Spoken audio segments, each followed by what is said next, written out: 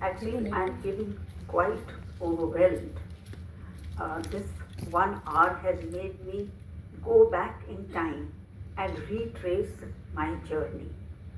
It's very well to note the final good hours of that journey, but I cannot help remembering what a painful journey it was. And I just want your patience so that I can share that journey with you. When I wrote my first book, uh, in independent book, it was trying to show that there was no such thing as Ganga Jamna Tehzeeb. It was all a manufactured construct of left historians. That book was published with considerable difficulty and it died without a trace. It was not reviewed anyway, nobody took note of it. There was a neighbor of mine, an old gentleman who was a friendly family friend, and I asked him, would you be able to review this book? So, he just read 3-4 pages. I think because he was a neighbor and friend, he felt compelled to do a cursory review. So that was my first major venture into the academic world where my book died without a trace. After that, after some time, it is a very sobering experience. To hear all this today is very heartening. It's like a balm to my soul. But after that, my publisher is here, so I have to be careful what I say in front of him. So after that, after some time, I came across a booklet written by Aligarh Historians Forum. It was a 90-page booklet authored by Professor Irfan Habib. That booklet was a complete condemnation of the Allahabad High Court judgment on Ayodhya. And that booklet said that the judgment is so faulty that the Supreme Court will have no option but to turn it upside down. And it was a very scathing attack on the ASI. It said that the personnel of the ASI were of one faith and the whole thing was biased. When I read this pamphlet, I was so deeply disturbed. I said it will be such a tragedy for the Hindu civilization if the Supreme Court overturns the judgment of the Allahabad High Court, and there is no way that the Hindus can recover from this for a very long time. So that is when I felt that I have to do something. I got 5,000 pages of the Allahabad High Court judgment, which I read and marked, and the other two judgments of the other two judges, which were much shorter. And when I read that Allahabad High Court judgment, I realized the power of leftist disinformation. Because everyone who read that pamphlet would be convinced that the Allahabad High Court judgment is wrong. Whereas when you actually read the Allahabad High Court judgment, then you realized how wrong was that leftist narrative. So I got emotionally involved. I put in my heart and soul, got all the epigraphic evidence, the British revenue records, the British gazetteers, the whole thing. There was nothing that I left out of the work that was available on Ayodhya. And in fact, there was an 18th century map of Ayodhya that was preserved in the Jaipur Museum.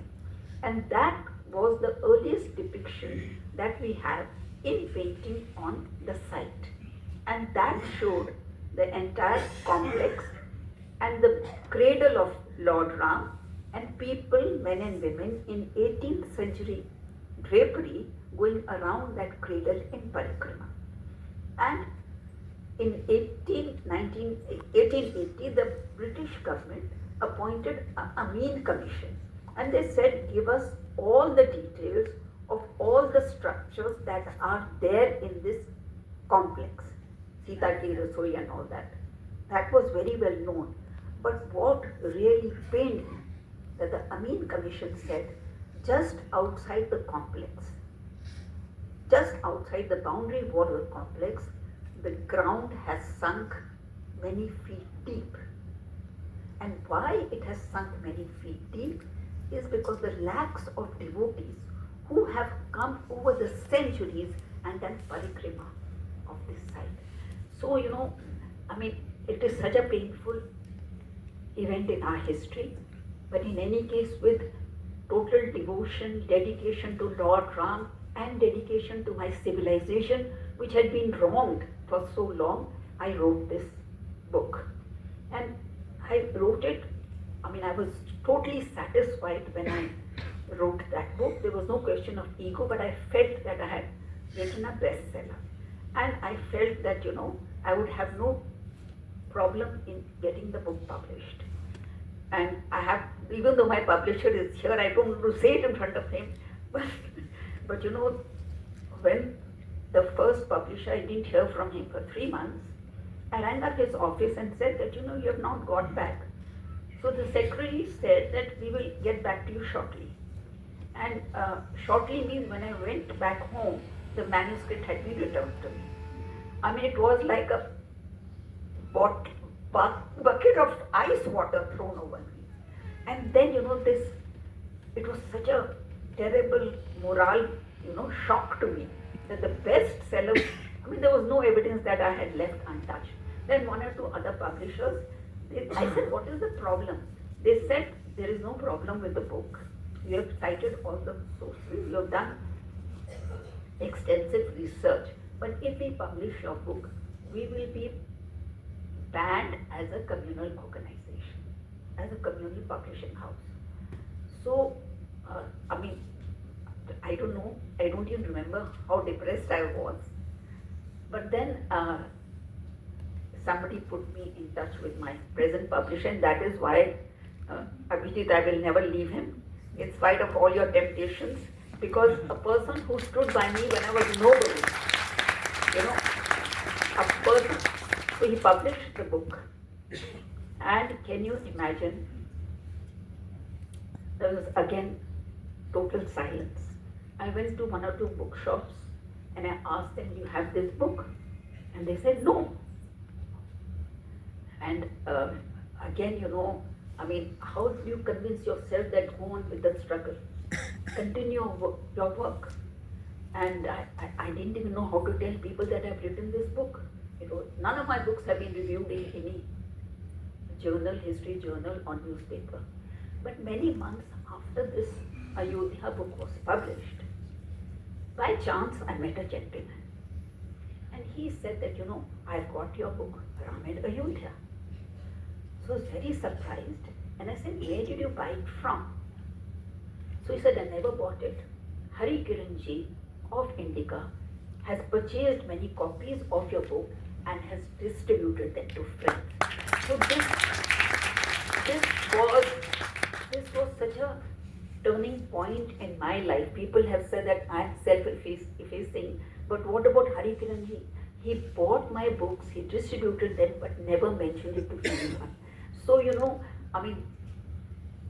when we recall our journey, we always have to recall that God sent us people to guide us and to see us through those difficult times.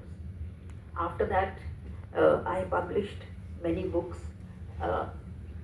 Though the academic community has never condemned me, they have never criticized me, even the left historians, they maintain a distance because there is that policy, you kill by silence.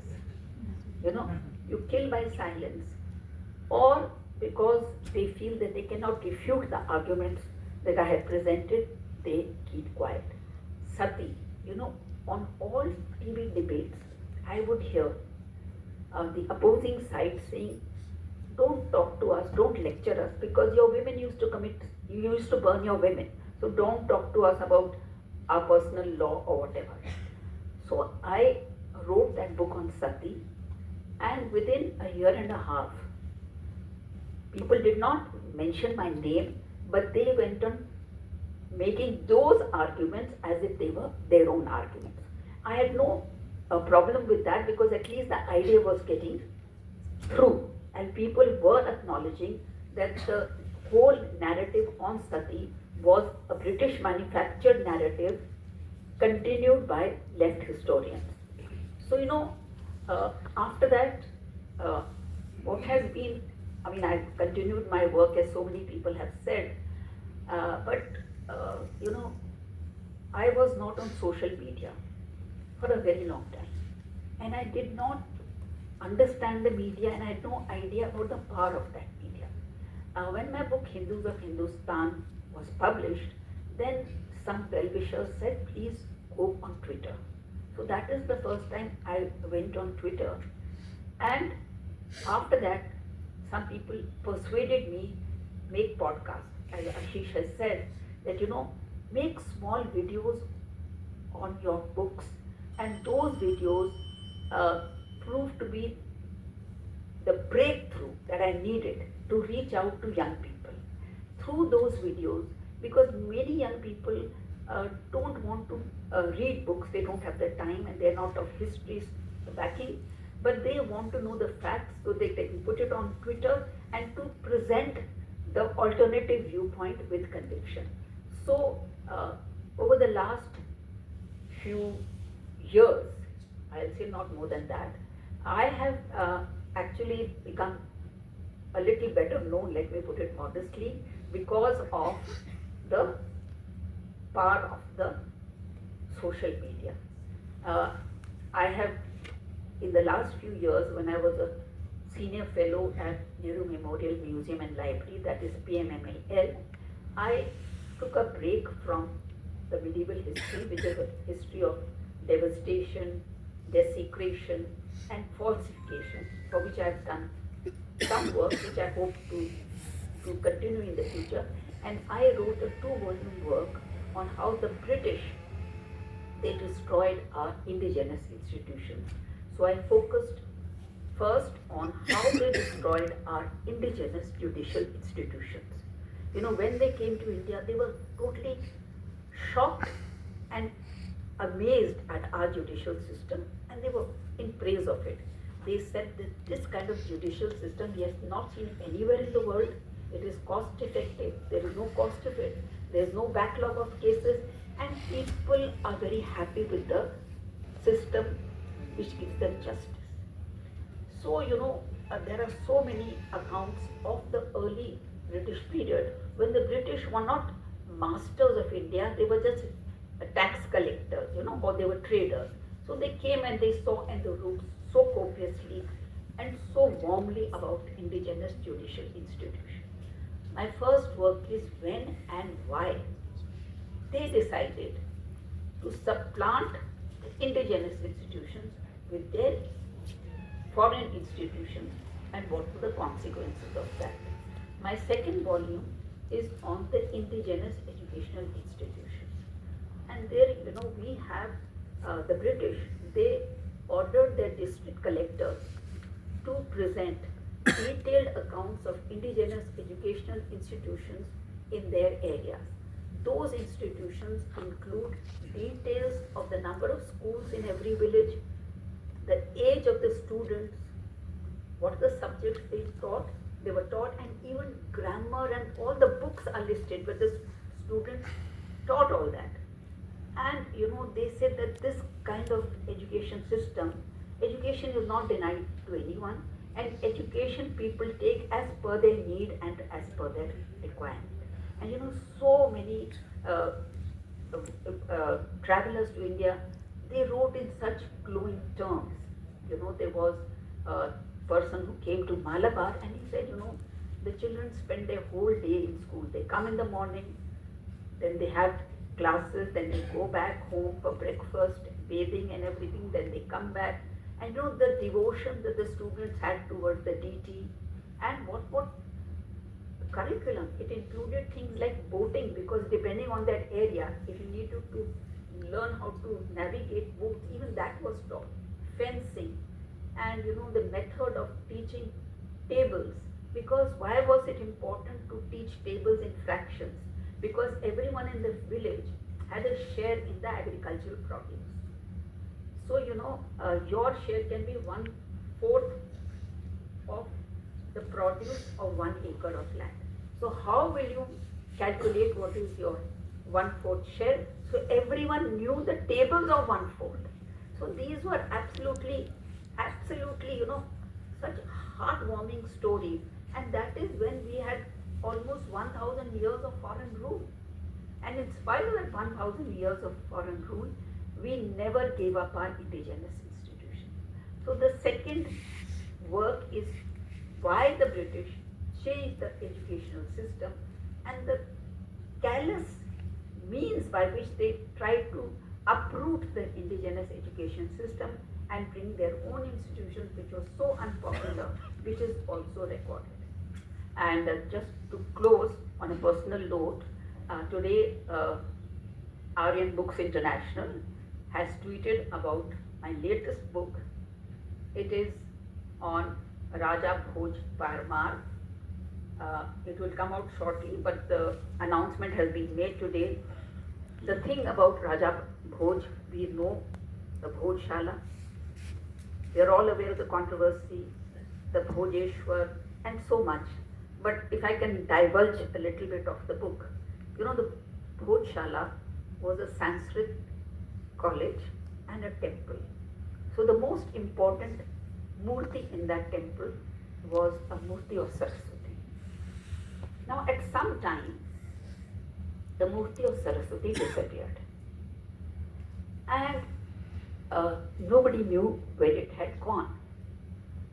So the then Director General of the Archaeological Survey of India and a very famous art historian, they were on a visit to British Museum, and to their surprise, they saw the statue there. And they reported that the Bhojshala Saraswati is over here. And I just want to say with a sense of responsibility that the curator of the British Museum is an eminent person, Michael Wills, and he wrote an article that this is not the Bhojshala Saraswati. That Bhojshala Saraswati was most likely taken away by the Solanki rulers who used to attack Bhojshala and probably put in a temple in Gujarat. That's what he said. And that article is always quoted. And the views of eminent Indians like Jain Dikshit, Director General of the Archaeological Survey of India, and Ganguly are not taken seriously at all. But what is so great about our history and about civilization, the wheel turns and comes full circle. Now, the British Museum was asked, where did this, you have this image. So they said, our records do not show where this image came from. We don't know where it came from. We only know that it entered the British Museum in the 1880s. So the story is there. How can you argue? Now recently, you see, when nationalism becomes dominant in a nation, then your adversaries also realize they cannot brush you aside. Suddenly, out of the blue, the British Museum says, yes, we know this Saraswati Murti was given to us by the resident of Dhar, where this Bhojshala was. They say yes. First they said we don't know how it came to us. Now they say yes, it was gifted to us by this person who was the resident at Dhar. So that is first point. Then the curator of the museum has written an article which has just been ignored by our academia. He says, yes, it is most likely that the Saraswati in British Museum is the Saraswati of Raja Bhoj at Bhojshala. So, there is a long way to go, but I think that subaltern voices, if you like, are really coming to the fore, and little by little, however difficult it may be, we are helping to reconstruct our past. Thank you so much.